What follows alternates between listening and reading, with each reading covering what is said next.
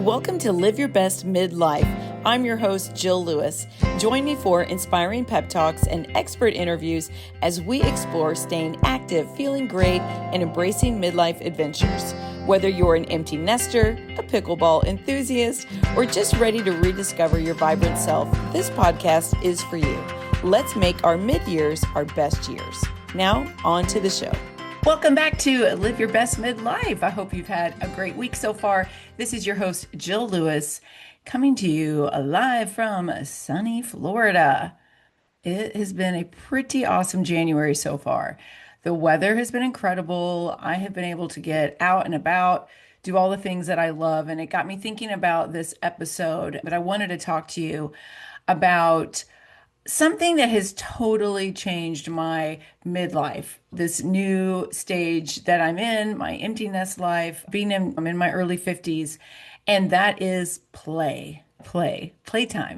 So for me, that looks like pickleball and golf. And yes, sometimes it looks like me dead shanking a golf ball into a pond or completely whiffing trying to hit an overhead smash in pickleball. But it also looks a lot like laughter and movement and community, and honestly, remembering that life is supposed to feel joyful. Somewhere along the way, a lot of us just stopped playing. We got busy, we became very responsible, and we became extremely productive, but playful, not so much. So here's the thing. Research is telling us that play isn't just fun or frivolous. It's actually good for our physical health, our mental well-being, our brain, and even our sense of purpose, especially in midlife and beyond. And let me say something here. I feel like men do a much better job of keeping that playfulness about them. And I think that women need to be better about it. We need to claim that our time as well, because yes, we're natural nurturers and caregivers. So for those of you that maybe you're still working, you've got that part, and then you have the at-home part, being that nurture, the caregiver. Maybe you're the one that's doing the cooking, you're the cleaning as well. But like sometimes life can really bog you down, and we forget that it is actually good for your health to be playful. It's not being selfish with your time. And certainly the men don't have any trouble finding time to be playful in some way, shape, or form. And so I want to encourage you to take ownership of whatever free time that you have and do something besides watching TV, Netflix, or scrolling on social media. I want you to find something in your life that you can feel really excited and passionate about, that gets you up and gets you moving and feeling young and fun and free again. Now, I want us to just think back for a moment, because when was the last time that you did something purely for fun? It had nothing to do with your kids or grandkids. It had nothing to do with calories. It had nothing to do with being productive. It was just because you liked it. Might have been a while for some of you. If you're my age or older, you have been so responsible for so long. You go through this period of time where it's like the responsibility years for sure. You're doing so much caregiving. You're focusing on your career. You're extremely career oriented. You're on autopilot when it comes to just living. And you're probably doing things for your church, your community, because you're an awesome person and you're a giver. But then one day the house gets quieter and the kids are grown and the schedule opens up a little or maybe a lot, especially when you retire. And then you realize, and you're like, wait a minute, what do I like to do? And that's what's really fascinating, is that researchers are finding that staying active and socially engaged as we age is strongly linked to higher life satisfaction, better moods, and healthier aging. So we got to get this in our mind. Like, playtime isn't childish, okay? It's actually productive. I want to talk to you about getting the courage to be a beginner again. Let's be honest. Being a beginner in your 40s, 50s, 60s, and beyond is humbling. You're like, I've raised humans, I've paid bills, I've survived menopause, I've done this in my career, I have achieved this status, whatever. And yet, somehow, this tiny golf ball is ruining my self esteem. But you know what? Being a beginner keeps us curious. It keeps our brains sharp. It reminds us that we don't have to be perfect to belong somewhere. There are studies showing that when older adults participate in social sports, they actually report greater confidence, more happiness, and even lower stress and depression, which really does make sense. You're learning, you're moving, you're laughing, and you are connecting. You're allowed to be wildly average and still have an amazing time. Okay. You guys, for the amount of pickleball that I play, I am wildly average. For the amount of time in the last year that I've put into golf, I'm not good. My handicap is actually it's gone up in the last month. Like I'm not that good. But I am allowing myself to be humbled. I am allowing myself to just enjoy it for the sake of all those things I just mentioned, that I'm meeting new people, I'm being social. It's brought so much laughter into my life, and I'm getting so much more movement in my daily life. I'm inside less. And I love that. And I think that elevates my mood so much. If I'm inside and by myself all the time, my mood can get a little dark. And we don't want that. That's not good for you. So there's so much power in laughter and friendship. And until you get yourself out there, this is especially for you empty nesters and those of you that are on the cusp of it. You're going to find this happens too. Your circle of friends shift. And it's just a natural way of life because what had you connect, when your kids and your friends' kids were so connected, and then when they get out of school and they go their own ways, it's just natural that a lot of you go your own ways. And when that happens, you might find yourself going, okay, now what? I'll tell you, for me, it was like, put on your big girl pants and go put yourself out there. And at the age of, I guess when we bought down here, I was probably 49. So at the age of 49, that wasn't exactly the easiest thing to do. And yes, I had to put myself in uncomfortable positions a couple of times. And yes, I had to ask a friend. Now she's a good friend of mine. But at the time, I just thought she seems really sweet and I want to get to know her better. And I needed to put that effort out there. It's like when you become a snowbird for the first time, you feel like you're in kindergarten again for the first time, and you're like, I don't know these people. I'm in a new playground, and this is up to me to do this. And you just got to put yourself out there. And I know for some of you that's really uncomfortable. And it was funny to me how I remember thinking my first year down here, I'm going to say yes. I'm going to try to be that Jim Carrey character in that one movie and just say yes to as many things as I possibly can, even if it's something I'm not really that excited about, because I'm just like going to leave myself open to the possibility of friendship, laughter, and good things coming from this. So, some of my favorite moments in life right now, they're not happening in a super fancy restaurant or when I'm traveling across the world. They happen standing on a silly pickleball court or out in the middle of a fairway with my girlfriends, laughing until we cry about absolutely nothing. The times that my friends, especially up in Marion, I play with mostly women when I'm up in Illinois, and the amount of times that we have to stop playing, cross our legs because we are about to pee our pants because we are laughing so hard. That is like the best prescription medication you could possibly have. And I didn't just I met these women because I allowed myself to become a beginner at something I wasn't that good at. And I've practiced and it's fulfilled something. Like I'm competitive by nature. And maybe some of you used to play sports back when you were younger and life got in the way and you haven't had that outlet. You can't believe how good it feels to have an outlet for that competitiveness. If you're not a competitive person, Be in it for the laughs and the movement and the community of it all. There's times when my girlfriends and I down in Florida, we're out on the golf course and a dance party will, because we play music out there, and a dance party will break out, or someone gets a birdie, and the next thing my friend is twerking on the green, and someone else is they want to do a little birdie shot. We call it birdie juice, and just funny, fun stuff. It's from the times that or the ladies that I have met, we've started doing golf trips in the summer and fun stuff, you guys. So fun. It's enriched my life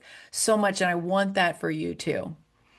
And research is really backing this up. The number one reason that women continue to play sports isn't competition, it is the community. It's the relationships. It's the belonging. It's that these are my people kind of feeling.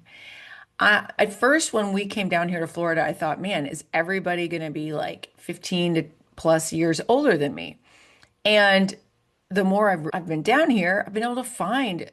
Yes, I have amazing friends. One of my best friends down here, she's going to be 70 this winter. I love her dearly.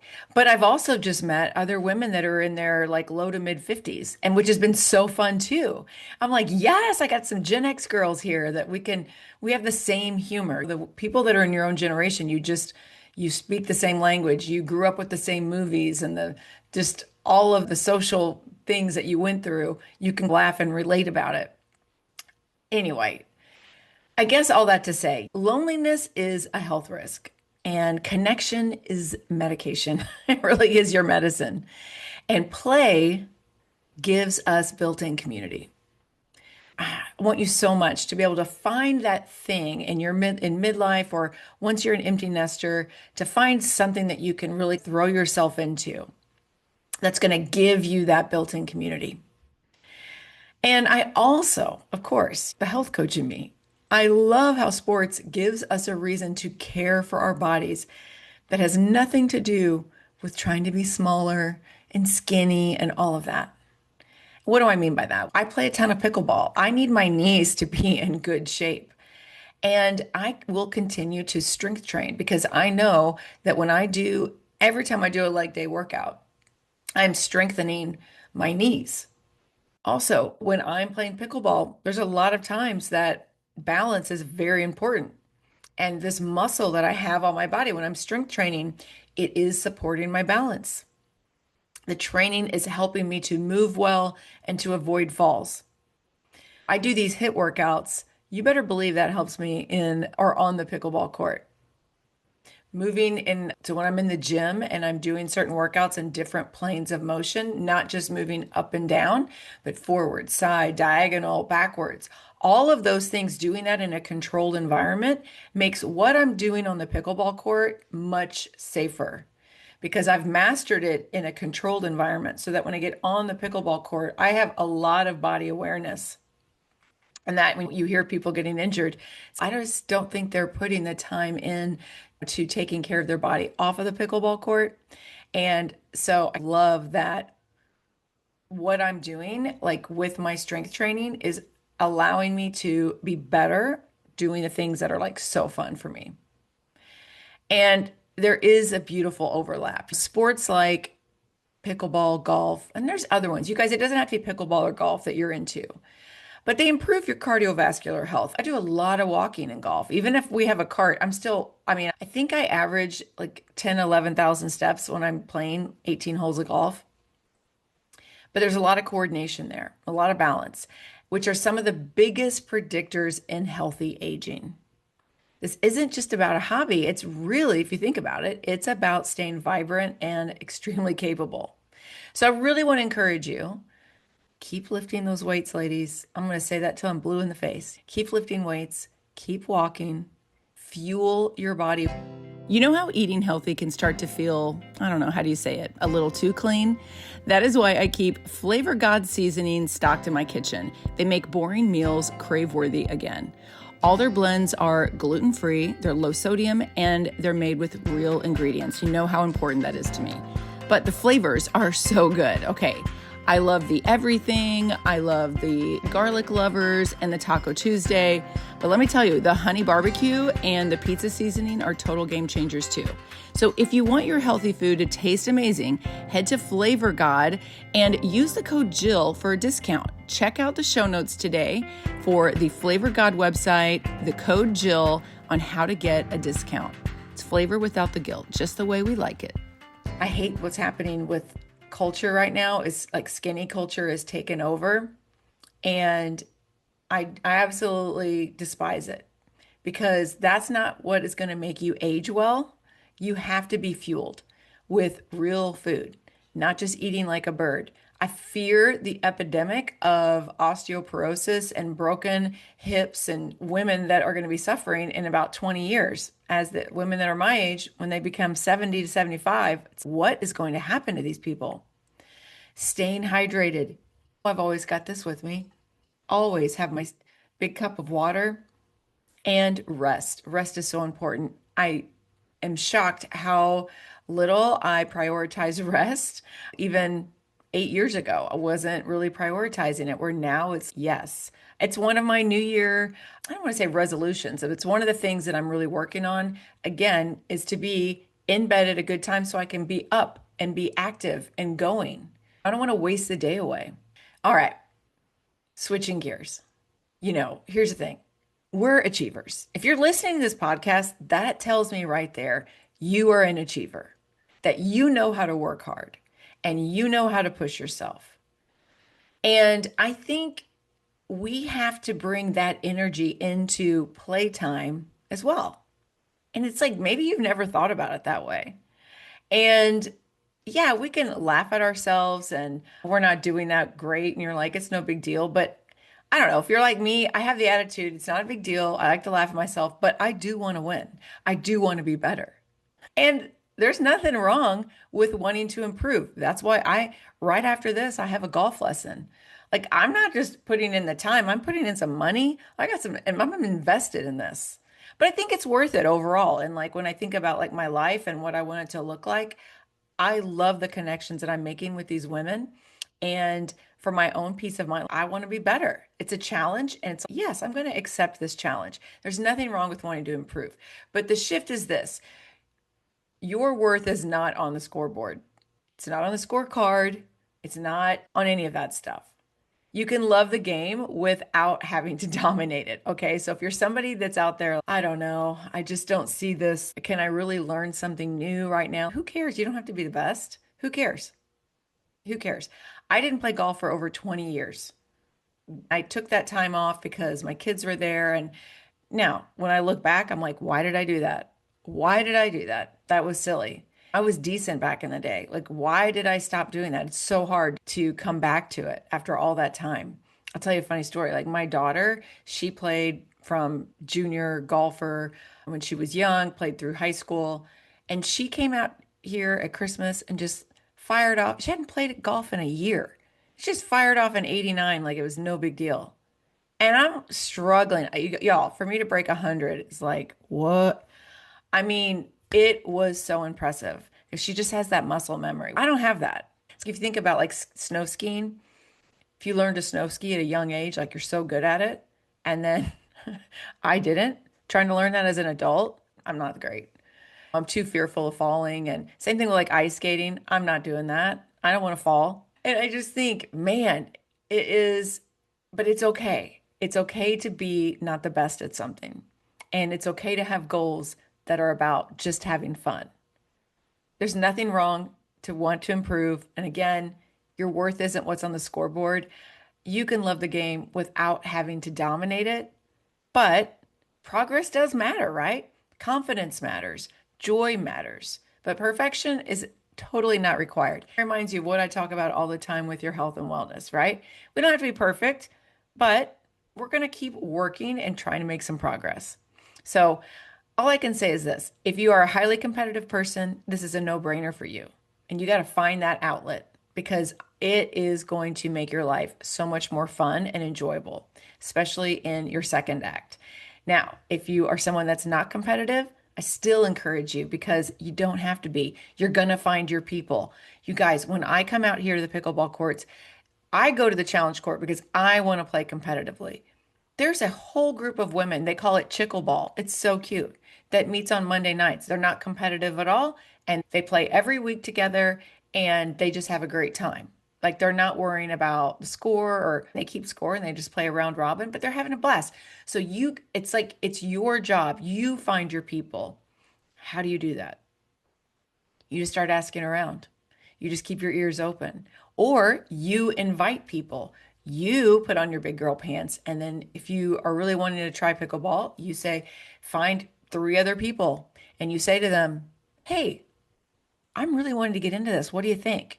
They're probably going to say yes. They're probably going to be thrilled that you invited them.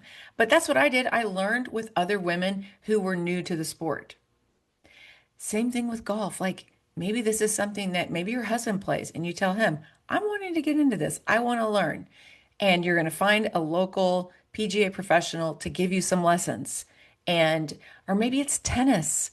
I wish I had the time to pick up tennis. Tennis looks like the best sport. I just, with everything I already have going on, I cannot bring in another something. Maybe it is bocce ball or bocce, however you call it. Maybe that's what you want to do. Maybe it is even down here, they have a bags cornhole or bags, whatever they call that. They have a group that plays that and meets every week and they have teams. There's always something. Maybe for you, it could be starting with just a book club. No, that's not active, but you're still using your brain. You're still getting some connection. And maybe you start your own book club, or maybe you find one and you join it. And then from there, that becomes, or maybe you get into a group that likes to play euchre, or maybe you're getting in something that then you're meeting new people. And then you're like, oh, maybe you want to start a walking club. That would be awesome. Do you guys want to like a hiking club? My mother-in-law did that when she first moved back to Southern Illinois. She had been away for a while, and when we had our first son, she moved back because she wanted to be by her grandkids, and she started a hiking club. How cool is that? How cool is that? I just think that's amazing. So there's so many things that you can do. And I wanted to share a couple of simple research highlights because I think they are encouraging. Adults over 50 who play sports like pickleball or racket sports or something, they do report greater well-being, happiness, and lower stress. Staying active socially and physically is linked with better aging and quality of life. And movement based sports improve balance, heart health, and confidence. In other words, joy counts, laughter counts, friendship counts. Play time literally keeps us healthier. So if you've been feeling a little bit stuck, a little bored, or disconnected, maybe this is your little nudge to not overhaul your life, but just to add more play back in. And like I said, walking club, dance class. You guys, when I was in my 30s, maybe, or early 40s, I can't remember. I took an adult dance class. I did that a couple of years. I was even performed in a recital. You could join the yoga studio. Back in Illinois, in my little town, has an amazing yoga studio. There's a wonderful sense of community there. You could join a women's golf league. There's so many beginners that play in different clubs. And then once you establish, talk to the pro shop and go, who are the beginner women here? And find those people and get a group going. And you guys all start to improve together. Or you do a pickleball meetup. There's so much stuff to do. I think I was in my 30s and I was doing an indoor adult league soccer. Yeah, it was an indoor soccer league for adults. That was super fun. And I was terrible at it, but it was really fun. It was such great exercise. I was on such a high, I loved doing that. In my 30s, I had some friends that we did triathlons one year where we just decided, oh, we did the whole swimming, biking, running. And really, what was fun about it was just being together with your friends, having a common goal. So it was more about the community there as well. You don't have to be good, you just have to be willing. You gotta be willing to put yourself out there and try something. I would love to hear what you're trying. So message me, tag me, or share your story because this is what midlife gets to look like now. If you're an empty nester, I want you to be strong, joyful, curious, playful, and I want you to stay deeply connected. And of course, if you want support feeling stronger and more energized for the things that you love, that's what I do. And I would be honored to walk alongside you. My next round of Faster Way will be coming up very shortly. I'm going to link it up in the show notes below so that if you want to join me for a 21-day introduction to my lifestyle that keeps me strong and vibrant and feeling great and energized and properly fueled while keeping fat off my body, this is a perfect program. Thank you so much for listening, and I would love to hear from you. By the way, share this podcast with a friend and keep the Living Your Best Midlife podcast out there so that I can continue to bring you shows like this. I would appreciate that so much. Okay, I'll talk to you soon. Bye-bye. Thank you so much for tuning in to Live Your Best Midlife. If you enjoyed today's episode, please hit that follow button. And if you want to help more people discover my podcast, I'd be so grateful if you could take a moment to leave a rating and a review. Your feedback not only brightens my day, but it helps others to find my show. And if you're craving some more behind the scenes action, follow me on TikTok at Jill Lewis Living or on Instagram at Jill B. Lewis.